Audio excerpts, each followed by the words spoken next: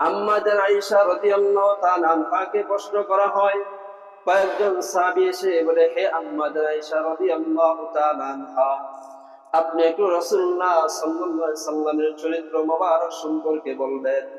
আম্মা জান আয়েশা রাদিয়াল্লাহু তাআলা আনহা কয়েকজন সাহাবীর প্রশ্নের জবাবে তিনি জবাব দেন, হে সাহাবীরা, আফাতাকরাউনাল কুরআন, হে সাহাবীরা, তোমরা কি কোরআন শরীফ তেলাওয়াত করো না? সকল সাহাবা کرام বলেন, ক্বালু বালা, আমরা সবাই কোরআন শরীফ তেলাওয়াত করি। আম্মা জান আয়েশা রাদিয়াল্লাহু তাআলা আনহা এর জবাবে বলেন, কানা খুলুকুল কুরআন।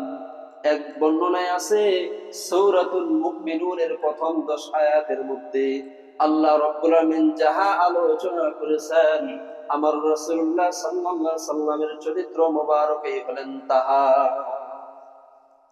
আম্মা জান আয়েশা রাদিয়াল্লাহু তাআলা আনহা আরো বলেন, হে সাহাবীরা, সূরাতুল ফাতিহা থেকে নিয়ে সূরাতুন নাস পর্যন্ত কুরআনের মধ্যে যাহা রয়েছে আমার রাসূলুল্লাহ সাল্লাল্লাহু আলাইহি সাল্লামের চরিত্র মোবারক বলেন তাহা।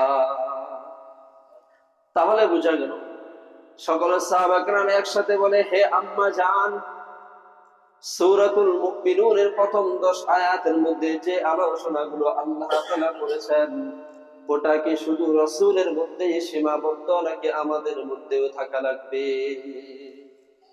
আম্মা জান আয়েশা বলেন, কোন মানুষ যদি জান্নাত পেতে চায়, জাহান্নাম থেকে বাঁচতে চায়, এবং কোন মানুষ যদি হাসরের ময়দানে পরিপূর্ণ ঈমানদার মুমিন বান্দা হতে চায়, তাহলে সূরাতুল মুমিনুনের প্রথম 10টি আয়াতের গুণাগুণ তার মধ্যে থাকা লাগবে। যার মধ্যে সূরাতুল মুমিনুনের প্রথম 10টি আয়াতের গুণগুলো থাকবে, এদের ব্যাপারে আল্লাহ তাআলা বলেন, এই 10টি গুণ যার মধ্যে রয়েছে সেই হলো জান্নাতি পুরুষ বা নারী। আল্লাহ তাআলা সেই গুণাবলীর বিষয় নিয়ে আলোচনা করেন সূরাতুল মুমিনুনের মধ্যে। আল্লাহ তাআলা বলেন, ক্বাদ আফলাহাল মুমিনুন, নিশ্চয়ই মুমিনরা সফল হয়ে গিয়েছে, নিশ্চয়ই মুমিনরা সফল হয়ে গিয়েছে। মুমিনরা কিভাবে সফল হয়ে গেল, কিভাবে মুমিনরা কামিয়াবি হয়ে গেল, কিভাবে মুমিনরা সফল হয়ে গেল? আল্লাহ আরো বলেন, আল্লাযীনা হুম ফি সলাতিহিম খাশিউন, ওই সকল মুমিনরা সফল হয়ে গিয়েছে। আল্লাযীনা হুম ফি সলাতিহিম খাশিউন, যারা নিজেদের নামাজকে খুশুর সাথে আদায় করেছে। তাহলে 1 নম্বরে আল্লাহ বলেন যে ওই সকল মুমিনরা সফল হয়ে গিয়েছে যারা তাদের নিজেদের নামাজকে খুশুর সাথে আদায় করেছে। এখন খুশু শব্দে দ্বারাই আমরা কি বুঝি? খুশু আবার কাকে বলা হয়? এটা আবার কেমন জিনিস? এটাকে দেখা যায় নাকি ধরা যায় নাকি ছোঁয়া যায়? আল্লাহ বলেন যে খুশু বিষয়টা হলো এমন যে আপনার যত ঝামেলা আছে দুনিয়াতে, আপনার দুনিয়াতে যত ঝামেলা আছে এবং আপনার নিজের যত ঝামেলা আছে সমস্ত ঝামেলাকে বিলুপ্ত ঘটাই দিয়ে যার প্রতি আপনি মনোযোগ সহকারে তাকাচ্ছেন তাকেই শুধু তাকাই রাখবেন। যাকে আপনি তাকাচ্ছেন বা যাকে ফলো করতেছেন বা যেই কাজটা আপনি করতেছেন, দুনিয়ার সকল কাজকে আপনার পিছে রেখে যেই কাজটা আপনি ধরেছেন বা যেটা করতেছেন সেটার প্রতি আপনার মনোযোগ এমন ভাবে থাকা লাগবে যে আপনার শরীর থেকে যদি অঙ্গ থেকে কোনো একটা অঙ্গ কেটে ফেলা হয় আপনি নিজেও টের পাচ্ছেন। এতটুকু আপনাকে বিনয়ের সাথে আদায় করা। আমরা কি সেই বিনয়ের সাথে আছি? নাই। আমরা সেই বিনয়ের সাথেই নাই। আমাদের মন তো মাশাআল্লাহ নামাজের মধ্যে দাঁড়াইলে এদিক সেদিক মানে চলে গেছে। কেউ যারা পাথরের ব্যবসা করি পাথরের দিকে হিসাব কিতাব চলে গেছে, যারা ধানের ব্যবসা করে ধানের দিকে চলে গেছে, যারা আমরা দোকানদারি করি চলে গেছে কোথায় বাকি দিলাম, কোথায় কখন দিয়ে যাবে, মানে বিভিন্ন হিসাব কিতাবের দিকে আমাদের চলে যায়। এটাই বেশিরভাগ হয়, মানে যে কর্মের মধ্যে রয়েছে সে সেটাই দিকে তার চলে যাচ্ছে। আর শয়তান তখন চিন্তা করে যে একে কোন সময়ে ধোঁকা দেওয়া যায়। সে সব সময় চিন্তা করে থাকে যখনই সে নামাজে দাঁড়াবে ওই নামাজের ইবাদতটা দিয়েই তো জান্নাত পাওয়া যায়। কারণ রাসূল হাদিসের মধ্যে বলেছেন, ক্বালান নবী সাল্লাল্লাহু আলাইহি ওয়া আলিহি ওয়াসাল্লাম, আখলিস দীনাকা ইয়াকফিকাল আমালুল কলিল, নাজাত পাওয়ার জন্য, জান্নাত পাওয়ার জন্য অল্প আমলেই যথেষ্ট হয়ে যায়। রাসূল আরেক হাদিসের মধ্যে বলেন যে আউয়ালু মা ইউহাসাবু বিহিল আবদু ইয়াউমুল কিয়ামাতিস সালাহ, কিয়ামতের মাঠে সর্বপ্রথম নামাজের হিসাবটা হবে। শয়তান গবেষণা করে, কিরে এত কিছু থাকা সত্ত্বেও আসমান দিল, জমিন দিল, সব কিছু মুমিনকে দেয়া দিল, আল্লাহ তাআলা এত ইবাদতও দিয়ে দিল, কোন ইবাদতের কথা ওইভাবে উল্লেখ করার নাই, তিনি সর্বপ্রথম নামাজের হিসাবটাই নেবেন, না জানি এটার মধ্যে কি রয়েছে। অথচ আল্লাহ তাআলা বলেন, আল্লাহ রাসূল বলেন যে নামাজের হিসাবটা এজন্যই প্রথমে নেব, আমি আল্লাহর কাছে যত ইবাদত আছে সবচেয়ে দামি ইবাদতটাই হলো নামাজ, আর নামাজের বিনিময়ে তাকে আমি জান্নাত দিব। শয়তানের চিন্তা চেতনা হলো, তাহলে যেহেতু গুরুত্বপূর্ণ একটা ইবাদত হলো নামাজ, এই নামাজের মধ্যেই তাকে ধোঁকা দিতে হবে। যদি নামাজের মধ্যে তার খুশুকে, তার মনোযোগকে নষ্ট করে ফেলে দিতে পারি, এদিক সেদিক নিয়ে যেতে পারি, তাহলে মন তো তার এদিক সেদিক যাবে। যখন আপনি আমি নামাজের মধ্যে দাঁড়াইব, নামাজের মধ্যে দাঁড়ানোর পরে সালাত আদায় করতেছেন, ঠিক আপনার মন এদিক সেদিক ছুটামেলা করতেছে, এদিক সেদিক দৌড় দিচ্ছে। এই যে দৌড় দেয়, বিভিন্ন দিকে মন চলে যায়। এমনও হতে পারে কোনো মানুষের মন মানসিকতা এমন দিকে যায় যে ও নামাজ আদায় করে ওর মাথার মধ্যে এমন কিছু রয়েছে যে অমুক সুন্দরী নারীকে কখন পাবো, তার সাথে কখন জেনা করবো, এমনও ধোঁকা শয়তান তাকে দেয়। আর যখন এই ধরনের ধোঁকা চলে আসে, তখন নামাজের মধ্যে এই ধরনের ধোঁকাগুলো আসলে কবিরা গুনাহ হয়ে যায়। তাহলে আপনার আমার নামাজটা যদি কবিরা গুনার সাথে আদায় হয়, তাহলে ওই নামাজটা দিয়ে কি জান্নাত পাওয়া যাবে? যাবে না। তাহলে গুণটা কেমন থাকা দরকার? এই আয়াতে কারিমার মধ্যে 10টি আয়াতের গুণাগুলি রাসূলুল্লাহ সাল্লাল্লাহু আলাইহি ওয়াসাল্লামের চরিত্র মোবারকে ছিলেন। সাহাবীরা প্রশ্ন করলেন, হে আম্মা আয়েশা রাদিয়াল্লাহু তাআলা আনহা, রাসূলের চরিত্র মোবারক কেমন ছিলেন? তিনি 1 নম্বরে জবাব দিচ্ছেন, আল্লাযীনা হুম ফি সালাতিহিম খাশিউন। আমার নবীর চরিত্র কেমন ছিল জানো? আমার নবী যখন নামাজ আদায় করতেন, নামাজগুলো খুশুর সাথে আদায় করতেন। আপনি আমি সেভাবে আদায় করতে পারি না, ওভাবে আদায় করা লাগবে। তাহলে অবশ্যই আপনি আমি কি হব? কদ আফলাহাল মুমিনুন, আল্লাহ যে বলেছেন মুমিনরা অবশ্যই সফলকাম হয়ে গিয়েছে। আল্লাযীনা হুম ফি সালাতিহিম খাশিউন, যারা নিজেদের নামাজকে বিনয়ের সাথে আদায় করেছে। আল্লাহ তাআলা বলেন এরপরে, ওয়াল্লাযীনা হুম আনিল লাগবি মুরিদুন, যারা অনর্থক কথাবার্তা, ফায়সা কাজ থেকে নিজেদেরকে দূরে রাখে, তারা অবশ্যই সফলকাম হয়ে গিয়েছে। আমরা কি অনর্থক কথাবার্তা থেকে দূরে থাকি? থাকি না। দেখা গেছে এমন হয় যে অনর্থক কথা যেখানে বেশি, সেখানে আমরা বেশি। ওয়াজ মাহফিল হচ্ছে, কোরআনের তাফসীর হচ্ছে, আলোচনা হচ্ছে, রাসূলের বরত্বের আয়াত চলতেছে, আল্লাহর বরত্বের শানের আয়াত চলতেছে, এখানে মানুষ নাই। আর যদি মুমতাজ আপা আসে, রুনালাইনা আসে, বা অমুক নর্তকী আসে, দেখবেন সেখানে লোকের অভাব নাই। 80 বছরের বুড়াও যায় সেখানে, ওর ঠনঠনাটন বয়স হয়ে গিয়েছে, হাঁটতে পারে না, তারপরেও সে যায় ওখানে। কেন যায়? যে মানুষ অনর্থকের মধ্যে মজা পায় বেশি, যার ফলে যায় বেশি। আর যেই লোকটা অনর্থক থেকে দূরে থাকে, অনর্থক ফায়সা কাজ থেকে দূরে থাকে, আল্লাহ রাসূল বলেন, আল্লাহ বলেন যে তারাই তো হলো মুমিন বান্দা, তারাই তো হলো সফল কাম। আপনার বাড়ির পাশে বিশাল বড় গানের আয়োজন চলতেছে, সবাই গেছে, এমন বাজনা আপনার কানে আসে যে আপনার মনটা মানে না, আহারে গেলে তো আমিও মনে মজা পাবো। এই যে আপনার মন চায়, কিন্তু আপনি মনটাকে এমন শক্ত করে আটকে ধরেছেন, একটুকু আপনি যেতে দিচ্ছেন। আপনি অবশ্যই সফল মুমিন, একজন ইমানদার বান্দা। আল্লাহ তাআলা এরপরে বলেন, ওয়াল্লাযীনা হুম লিযাকাতি ফাইলুন, আল্লাহ বলে তারাই তো সফল মুমিন, ইমানদার, কামিল বান্দা হয়ে গিয়েছে, যাদেরকে আমি আল্লাহ ধন সম্পদ, টাকা পয়সা দান করেছি, তারা তাদের মাল থেকে হিসাব করে যাকাত দিয়ে দেয়। তারাই হলো মুমিন, তারাই হলো সফল ইমানদার মানুষ, এরাই হলো জান্নাতের মানুষ। ওয়াল্লাযীনা হুম লিযাকাতি ফাইলুন, আল্লাহ বলে যারা নিজেদের মাল থেকে, সম্পদ থেকে হিসাব করে যাকাত দেয়, এরাই হলো সফল ইমানদার মুমিন বান্দা। আজকে আপনার আমার মাল রয়েছে, টাকা রয়েছে, সম্পদ রয়েছে, অথচ দান সদকা করার সময় কিন্তু বেখবর হয়ে থাকি। অনেক সময় এমন হয় একটা 10 টাকা নোট, একটা 20 টাকা নোট বা 100 টাকা নোট কোথাও আপনার পকেট থেকে বাহিরের দোকানে চলে না। ব্যবসায়ী ভাইয়ের কাছে দিলে ভাই টাকাটা নেন, টাকার হালত দেখে বলে না ভাই এ টাকা ছাড়া সম্ভব না, দোকানদারও নেই না। সর্বশেষ চিন্তা করে এই টাকাটা হয়তো পানের দোকানদার নিয়ে দিবে। সর্বশেষ পানের দোকানদারের কাছে নিয়ে যায়। পানের দোকানদার টাকার দিকে তাকাই বলে ভাই টাকার অবস্থা কোনোটাই নাই, এটা আমার কাছে চলবে না। এই বান্দার পকেটের টাকা যখন কোথাও চলে না, এখন চিন্তা করে কোথায় এই টাকাটা চালানো যায়। মাথার মধ্যে খুব সুন্দর ভাবে একটা বুঝ চলে এসেছে। গত জুমায় আলোচনা করেছে বেশি বেশি দান সদকা করো।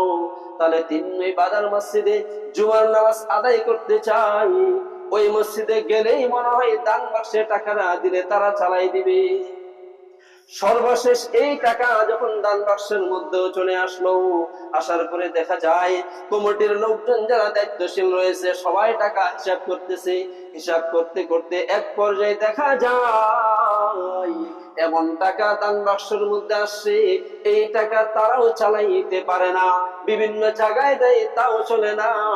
সর্বশেষ তাদের ঘোষণা হয় দান বাক্সের ওই যে একটা বাক্স রয়েছে যেখার মধ্যে আমরা চিরা ফাটা যত টাকা আছে সবগুলো জমায় রাখি, ওই জায়গায় যখন জমায় রাখা হয় ইঁদুর মামা সব সময় খেয়াল করে চিন্তা করে কোথায় আবর্জনা রয়েছে কোথায় রয়েছে। হঠাৎ তালাশ করতে করতে দেখা যায় ওই ময়লা দান বাক্সের মধ্যে ইঁদুর কাটতে কাটতে ওটা টুকরা টুকরা বানাই ফেলছে। সর্বশেষ দেখা যায় এই টাকাটা কোথাও আর ব্যবহার হয় না। আল্লাহ বলে এর গোলাম আমার জান্নাত আমি বানাইছি, আমার জান্নাতটা আমি এত দামি হিসেবে বানাইছি। আমি আল্লাহ যত সুন্দর, আমার জান্নাতটা তত সুন্দর। আমি আল্লাহকে দেখলে তোমার মনটা ভরে যায়, দুনিয়ার সব কিছু তুমি খেয়াল হারাই ফেলো। তাহলে বোঝো আমি আল্লাহ নিজে এত সুন্দর, ওই জান্নাতটা আমি আল্লাহ বানাইছি আমার মন মতো। আমার মন যেভাবে চেয়েছে সেভাবে আমি বানাইছি। এত সুন্দর একটি জান্নাত বানাইলাম, বলো তোমার চিরা ফাটা টাকার বিনিময়ে কি জান্নাত তোমারে দিব? আল্লাহ বলে চিরা ফাটা টাকা দান করেছো, ওটা তো মসজিদের কাছে চলে নাই। যেহেতু মসজিদের কাছে চলে নাই, আমি আল্লাহর কাছে সেটা চলে নাই। এজন্য আল্লাহ বলেন কাল কিয়ামতের মাঠে হাজার হাজার মানুষকে ডাক দেওয়া হবে, এই দান করেছো বলে হা করেছি, নামাজ পড়েছো বলে হা করেছি, হজ আদায় করেছো বলে হা করেছি, ওই যা যা বলেছিলাম ইবাদত করতে করেছো বলে হা করেছি, ইবাদত গুলো দেখাও। সমস্ত ইবাদত গুলো যখন দেখানো হবে, এই বান্দার সমস্ত ইবাদত গুলো যখন উপস্থিত করা হয়, আল্লাহর ইবাদত গুলোর দিকে তাকায় দেখে গোলাম যা ইবাদত করেছো ওগুলো আমার পছন্দ হয় নাই, আমার মন মতো হয় নাই, সুতরাং এই ইবাদতে জান্নাত যাওয়া যাবে না, কোনোভাবে জান্নাতে ঢুকতে পারবা না। আল্লাহ তাআলা জাহান্নাম থেকে এক ফেরেশতাকে ডাক দিয়ে বলেন, ও ফেরেশতা, একটা কালো কাপড়ে সমস্ত ইবাদত গুলোকে টুকরা বেঁধে ওর কপালের দিকে নিক্ষেপ করে জাহান্নামে পাঠাইয়া দাও। তাহলে এবারে চিন্তা করে দেখেন, যারা আমরা টাকা পয়সা দান সদকা করি, দেখবেন বাবার 4টা 5টা সন্তান, এত সুন্দর সুন্দর মেধাবী সন্তানগুলো রয়েছে, এগুলোকে সব স্কুল কলেজ ভার্সিটি আর ইউনিভার্সিটি দিয়ে দিচ্ছে সবগুলোই। এটা বলে ইংলিশ মিডিয়াম, ওটা অঙ্ক মিডিয়াম, অমুক তমুক, এই সেই দিয়ে সবগুলো ভরে দিই। আর 5টা 6টার ভিতর থেকে একটা এমন হয়েছে ওটার মাথায় কাজ করে, সব সময় কাজ করে। আবার দেখা যায় যে কোনো একটা অঙ্গ মাজুর হয়ে গিয়েছে, এখন বাবা চিন্তা করে যে এটা তো এরকম হয়ে গেছে, বিকল অঙ্গ হয়ে গিয়েছে, এটাকে কি করা যায়, এর মাথায় তো কিছু নাই। তখন চিন্তা করে যে এটারে মাদ্রাসায় দিয়ে দেবো, কই যে 3 হাফেজিয়া মাদ্রাসায় দিয়ে দিব, ওটা আল্লাহর রাস্তায় থাকুক, ওটা রসিলায় যদি কিয়ামতের মাঠে কোনো হামাগুড়িতে জান্নাত ঢোকার সুযোগ পাওয়া যায় তো ওটা দিয়ে ঢুকে যাবে। ওই যে চিরা ফাটা টাকা দান করলে, ওই ভাঙ্গা ভাঙ্গা ইবাদত করলে, যে ইবাদতটা আল্লাহর কাছে গ্রহণযোগ্য হয় না, যে দান সদকা আপনার আল্লাহর কাছে গ্রহণযোগ্য হয় না, ওটা দিয়ে যেমন জান্নাত যাওয়াটা অসম্ভব, আল্লাহকে ধোঁকা দিয়ে এরকম একটা সন্তানকে তুমি দিনের পথে দিয়ে দিলা, আর আল্লাহ বলে যে আমার জান্নাতটা এত দামি বানাইলাম, আমি আল্লাহ যত দামি জান্নাতটাকে তত দামি বানাইছি, আমার পছন্দ যেমন পছন্দ মর্জি অনুযায়ী আমি জান্নাত বানাইছি। আমার জান্নাত কেনার জন্য তুমি মাজুর দিয়ে আমার জান্নাত কিনবা না, বিকলাঙ্গ দিয়ে তুমি আমার জান্নাত কিনবা না, চিরা ফাটা টাকা দিয়ে আমার জান্নাত কিনবা না। এই টাকা দিয়ে, এই ইবাদত দিয়ে সন্তান দিয়ে জান্নাত পাওয়া যাবে। আর আমাদের অবস্থা হয় কি, যে আমরা এটা দিয়ে জান্নাত পার হতে চাই। ভালো জিনিস দান করবো, মাদ্রাসার জন্য জমি দান করবি, মসজিদের জন্য জমি দান করবো, অনেকগুলো ওয়ারিস, এ বলতেছে এটা তো আমার, ও বলতেছে ওটা তো আমার, এ বলতেছে ওটা তো আমার। আর ওর যে আছে ও তো সবার ঘরে একটা ঘুড়ি দিয়ে সবাইকে এমন ভাবে টিপ ধরে ধরেছে যে ওকে কেউ এখন বলতে পারে না, কারণ সে তো সর্বদিকে তাপশীল ব্যক্তি, তার কাছে ভিড়তেই পারে না। যখন ভিড়তে পারে এইরকম ভেজাল জমি মসজিদ আর মাদ্রাসায় দেয়, ঠেকাইতে পারে।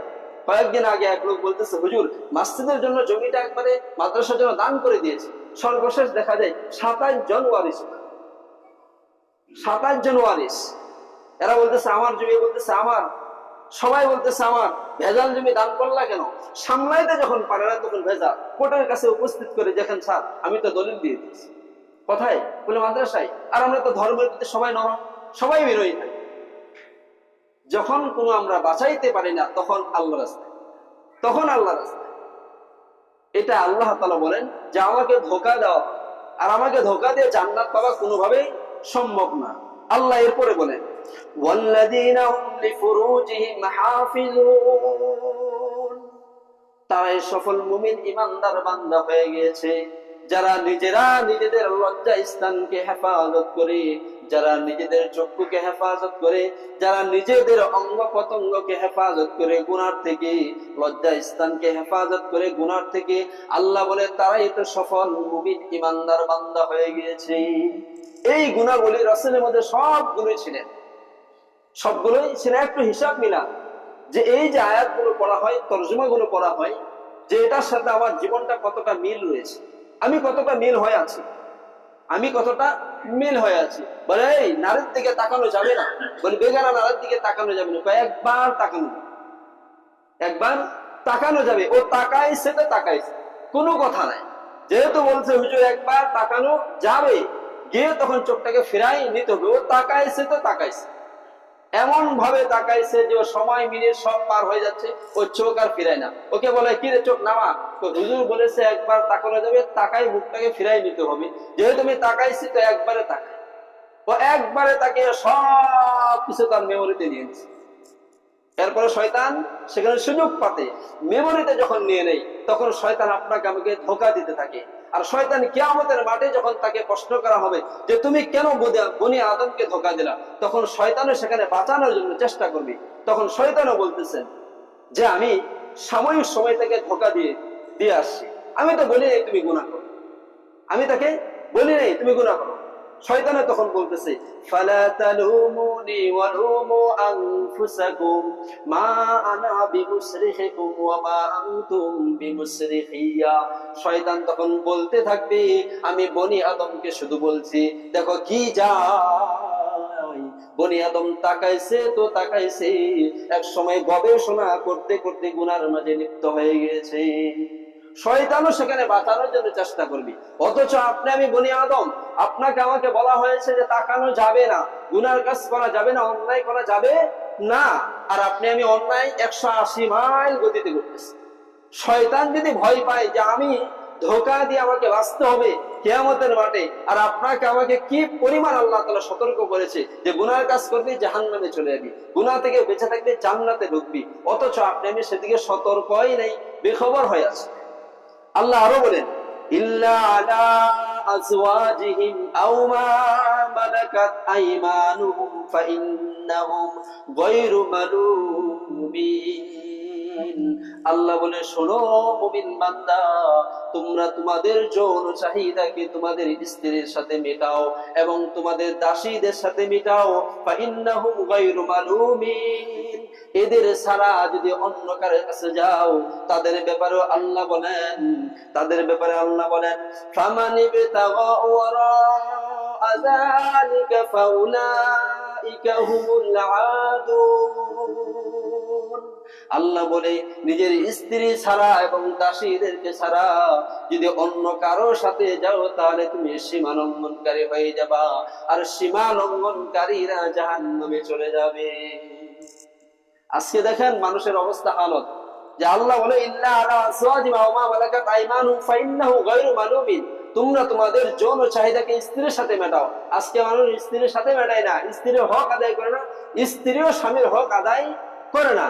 দাসী তো এই যুগে নাই, তদানীন সময়ে দাসী ছিল যখন রাসূল ছিলেন, তখন এই জন্য আয়াতে কারিমার বিধান হলো যে আওমা মালাকাত আইমানুহুম। এই আয়াতের বিধান, এইটুকু শব্দের বিধান হলো যে রাসূলের যুগে দাসী ছিল, ওরা দাসীদেরকে ব্যবহার করত, তদানীন সময় জায়েজ ছিল বিধায় আল্লাহ তাআলা বলেছেন। কিন্তু এখন আর দাসী যাবে না। এখন তো দাসী যদি আপনি কাজের বুয়াকে মনে করেন, হ্যাঁ, অনেক সময় দেখা যায় যে কাজের বুয়ার সাথে তার অনেক কিছু হয়ে গিয়েছে, নিজের স্ত্রী রেখে কাজের বুয়ার সাথে সবকিছু তার চলতেছে। যে এই জন্য আল্লাহ বলেন যে নিজের স্ত্রী ছাড়া যদি বাহিরে চলে যাও, ফামানি বিতাগা ওয়ারা যালিকা ফাউলাইকা হুমুল আদুন, তাহলে তুমি সীমা লঙ্ঘন করলা, আর সীমা লঙ্ঘনকারী জাহান্নামে অটো হয়ে চলে যাবে। কোনো কথা নাই, কোনো কথা নাই। তাহলে একটু চিন্তা করে দেখেন, আমি আয়াতের সাথে আমার জীবন কতটা মিল আছে, আয়াতের সাথে আমার জীবন কতটা মিল আছে। আমার তো মনে হয় যে আল্লাযীনা ফি সালাতিহিম খাশিউন ওয়াল্লাযীনা আনিল লাগবি মুরদা, একটার সাথে মিল। নামাজ পড়লে এক লোক নামাজে দাঁড়াইছে, ও হিসাব করতেছে, হুজুর 4 রাকাত নামাজ পড়ে দাঁড়াইছে, আল্লাহু আকবার বলে 4 রাকাত নামাজে দাঁড়াই গেছে, নামাজ পড়তেছে ঠিক, ওনার হঠাৎ 1 রাকাত নামাজ উনি কম পড়াইছে, ওই লোক কেউ লুকমা দেয়নি, উনি লুকমা দিয়ে দিচ্ছে। চিন্তা করতেছে কি ব্যাপার রে, এতগুলো লোক থাকলো কেউ লুকমা দিল না, উনি লুকমা দিয়ে দিলে কিভাবে? তোরাকে প্রশ্ন করা হয় আমার শেষে, ভাই আমরা এতগুলো মুসল্লি আছি, কেউ আমরা লুকমা দিতে পারলাম না, আপনি লুকমা দিয়ে দিলেন কিভাবে? উনি বলতেছে হুজুর আমিও দিতে পারতাম না, একটা কারণে দিয়েছি। বলে কি? আমার 4টা দোকান রয়েছে, আপনি যখন প্রথম 1 রাকাত পড়াইছেন, এক দোকানের হিসাব শেষ, দ্বিতীয় রাকাত যখন পড়াইছেন পরে আরেকটা হিসাব শেষ, তৃতীয় যখন পড়াইছেন আরেক দোকানের হিসাব শেষ, এখন 4 নম্বর দোকানের যে হিসাব করবো আপনার রাকাতে নেই। যার ফলে আমি চিন্তা করলাম 3 দোকান চলে গেছে, 4 দোকান নাই, মানে হুজুর 1 রাকাত কম পড়াইছে। তা আমাদের খেয়াল হচ্ছে এইরকম। এই জন্য নামাজের প্রতি অবশ্যই যত্নশীল হওয়া লাগবে। আল্লাহ এরপরে বলেন ওয়াল্লাযীনা হুম লিআমানাতিহিম ওয়া আহদিহিম রাউন। আল্লাহ বলেন যারা আমানতদার রক্ষাকারী, এরা হলো সফল কামওয়ালা মুমিন, এরা সফল হয়ে গেছে। অথচ আপনার মাঝে আমার মাঝে আমানতদার নাই। দেখা গেছে ব্যবসা প্রতিষ্ঠান, আপনি 10 লক্ষ টাকা বা 5 লক্ষ টাকা আপনি জামানত নিয়েছেন, তার টাকা নিয়ে আপনি বিভিন্ন জায়গায় লাগাই দিচ্ছেন, এটার নাম আমানতদার না। ইসলাম বলে তোমার প্রতিষ্ঠান তুমি ভাড়া দিয়েছো, 10 লক্ষ টাকা জামানত দিয়েছো, বলে হ্যাঁ জামানতের টাকা জামানতেই রাখতে হবে, 1 টাকাও খরচ করতে পারবা না। এটার মাঝে আমরা আছি, জামানতের টাকা নিয়ে বিল্ডিং উপরে একটা করতেছে, ওটা ভাড়া দেওয়া। তাহলে দেখা গেছে কি পরিমাণ আপনাকে আমাকে সতর্ক থাকা লাগবে। আমানত দিয়েছে আপনার কাছে সম্পদ, আপনি আমানতের সম্পদকে নিজের মনে করতে ব্যবহার করতেছেন। এক মসজিদের সভাপতিকে 10 লক্ষ টাকা দেওয়া হয়েছে, যেটা আপনি মসজিদের টাকা, ওনার হাতে সবকিছু জিম্মাদারি, সবকিছু ওনার হাতে, উনি ওনার টাকা, মসজিদের টাকা নিয়ে উনি ওনার মন মতো খরচ করতেছে। আর আমি ওই মসজিদের ইমাম, আমি মসজিদের কি ইমাম, হঠাৎ ওনারা কাজ ধরবে, এখন টাকা যাচ্ছে, টাকা দিতে পারে না। এখন উনি বলতেছে যে আমাকে জমি বন্ধক দেওয়া লাগবে, বিক্রি করা লাগবে। কেন?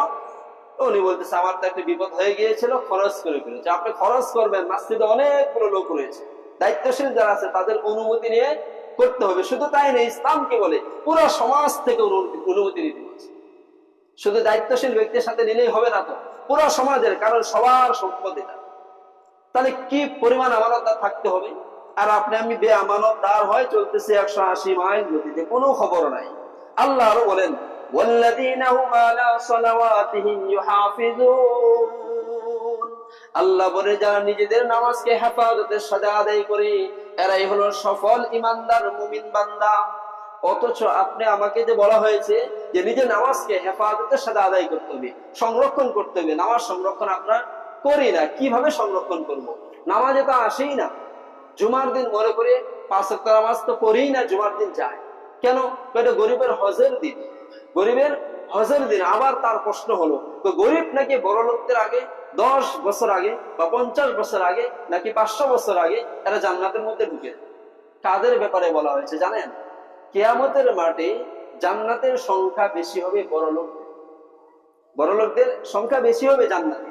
তার কারণ যে এদেরকে আল্লাহ সম্পদ দান করেছেন, এদের সম্পদ আছে বিধায় এরা দান সদকা করতে পারে, এদের সম্পদ আছে বিধায় এরা মক্কা মদিনায় গিয়ে হজ আদায় করতে পারে, এদের সম্পদ আছে বিধায় এরা মানুষের কাছে সহযোগিতা করতে পারে, এদের সম্পদ আছে বিধায় এরা সম্পদ দিয়ে মানুষকে বিভিন্ন ভাবে, সমাজকে বিভিন্ন ভাবে এরা উপকার করতে পারে। এবং সে যদি 5 ওয়াক্ত নামাজি গোলাম হয়ে থাকে, এক কথায় সম্পদওয়ালা আল্লাহর বিধান অনুযায়ী চলতেছে, এজন্য এদের জান্নাতের সংখ্যা কি হবে? বেশি হবে। তো এখন যে আপনার যুক্তি, আপনার প্রশ্ন হলো যে গরিবরা বড় লোকদের আগে 500 বছর আগে এরা জান্নাতে ঢুকবে, কারা? এই সকল গরিব কারা? যারা ওই যে বড় লোক দান সদকা করে ইবাদত করে জান্নাতে সে যাওয়ার মতো অবস্থা তার হয়ে গিয়েছে, আর গরিব বেচারা টাকা পয়সা নাই কিন্তু এত পরিমাণে ইবাদত করেছে যে বড় লোকের ছাড়াই চলে গিয়েছে বা তার সমমান হয়ে গিয়েছে। আল্লাহ বলে যে ওই বড় লোকের আগে তুমি গরিব ইবাদত করে যে তার সমমান চলে গিয়েছো, এজন্যই তুমি তার 500 বছর আগে জান্নাতে ঢুকবা। যেই গরিব তুমি নামাজ আদায় করো না, আল্লাহর বিধান মানো না, আল্লাহর হুকুম অনুযায়ী চলো না, রাসূলের সুন্নাহ অনুযায়ী চলো না, যদি বড়লোক মানুষ দেখে যদি ভাবো যে ও তো ইবাদত উপাসনা করতেছে, দান সদকা করতেছে, ও তো আল্লাহর বিধান অনুযায়ী চলতেছে, চলুক না, সমস্যা নাই, তার 500 বছর আগে জান্নাতে ঢুকবো, ওই আশা নিয়ে বসে থাকো। দেখবা হাসরের মাঠে হিসাব কিতাব সব কিছু শেষ হয়ে গেছে, জান্নাত টান্নাত ঢুকাও সব শেষ হয়ে গেছে, ও হাসরের মাঠে বসে আছে, বসেই আছে, কোনো খবর নাই, কোনো খবর আর থাকবে না। ওই আশায় থাকা যাবে না যে বড় লোকের 500 বছর আগে ঢুকে চলে যাবে। ইবাদত করে তার সমমান হওয়ার কথা বলা হয়েছে, যদি সমমান হতে পারো তাহলে তার 500 বছর আগে তুমি জান্নাতে ঢুকবে। ও তো আশায় আছে, আশায় আছে না, ওই আশায় থাকা যাবে না, ইবাদত করতে হবে। আল্লাহ এখন বলেন যে এই যে 10টা গুণাগুলি এদের মাঝে রয়েছে, এরা কারা? এদের ব্যাপারে আল্লাহ তাআলা বলেন উলাইকা হুমুল ওয়ারিসুন। আল্লাহ বলে এই গুণগুলো যাদের মধ্যে রয়েছে এরা সবাই হলো জান্নাতের ওয়ারিস। এদের জন্য আল্লাহ রেখে দিয়েছে ইন্নাল্লাযীনা আমানু ওয়া আমিলুস সলিহাতি কানাত লাহুম জান্নাতুল ফিরদাউসি নুজুলা। এরা ঈমান এনেছে এবং নেক আমল করেছে, ঈমান এবং নেক আমলের বিনিময়ে আল্লাহ তাআলা তাদেরকে জান্নাতুল ফিরদাউস দান করে দিয়েছে। তাহলে সূরাতুল মুমিনুনের 10টি আয়াতের গুণাগুলি চিন্তা করে দেখছেন রাসূলের মধ্যে কতগুলো ছিল? এই 10টি গুণ রাসূলের মধ্যে পরিপূর্ণভাবে ছিল, এজন্যই তিনি সফল একজন মুমিন, এজন্যই সবচাইতে শ্রেষ্ঠ একজন মুমিন, সবচাইতে শ্রেষ্ঠ একজন জান্নাতি পুরুষ।